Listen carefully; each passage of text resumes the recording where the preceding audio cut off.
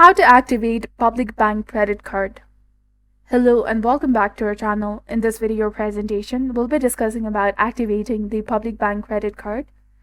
So for that, you have to open your preferred web browser in your mobile device or your computer and type in pbebank.com in the search bar and hit enter in your keyboard. Then you will be taken to the official website of Public Bank. And from here, you have to locate the login portal first. That is highlighted in red color in the top right corner of the screen. As soon as you click on it, you will come across various options.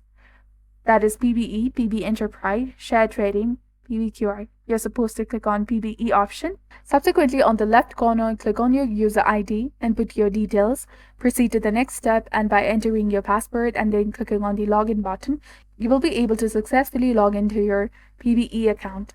So this straightforward method demonstrates on how to successfully access your PBE account. This marks the conclusion of today's guide. Thanks for tuning in. If you found this video helpful, please consider liking and subscribing for more helpful tips and tutorials. And don't forget to hit that bell icon to stay updated with our latest contents. Thank you for your viewership and support. See you in the next one.